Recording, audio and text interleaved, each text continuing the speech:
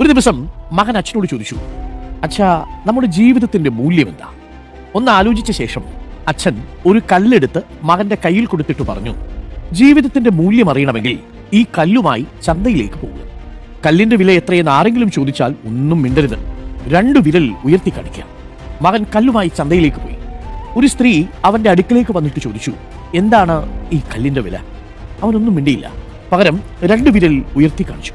അപ്പോൾ ആ സ്ത്രീ പറഞ്ഞു, 20 രൂപയോ? ഞാൻ എടുത്തുകൊള്ളാം. അവൻ ഓടി അച്ഛന്റെ അടുത്തെത്തി. എന്നിട്ട് നടന്നതെല്ലാം പറഞ്ഞു.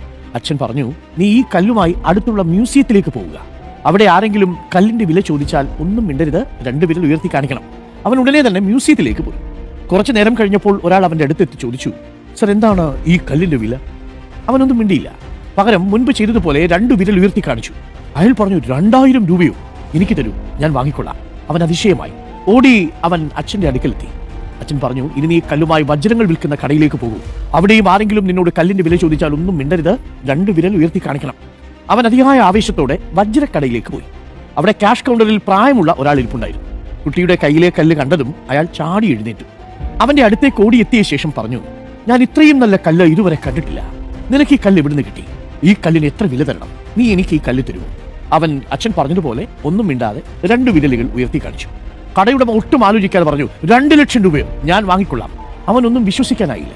ഓടി അച്ഛന്റെ അടുക്കലെത്തി നടന്ന കാര്യങ്ങളെല്ലാം പറഞ്ഞു. അച്ഛൻ എല്ലാം കേട്ട ശേഷം പറഞ്ഞു, ഇപ്പോൾ മനസ്സിലായോ എന്താണ് നമ്മളുടെ ജീവിതത്തിന്റെ മൂല്യമെന്ന്? എവിടെ ആയിരിക്കുന്നു എന്നതിനനുസരിച്ചാണ് നമ്മുടെ ജീവിതത്തിന്റെ മൂല്യം. വജ്രത്തിനു പോലും അതിന്റെ മൂല്യം മനസ്സിലാക്കാൻ കഴിയുന്നവർക്കേ നിർണ്ണയിക്കാനാകൂ. അതുപോലെ തന്നെയാണ് നമ്മളും. നമ്മളുടെ കഴിവുകളും കുറവുകളും മനസ്സിലാക്കുന്നവർക്കൊപ്പം നിൽക്കുമ്പോഴാണ് നമുക്കും മൂല്യമുണ്ടാവുക.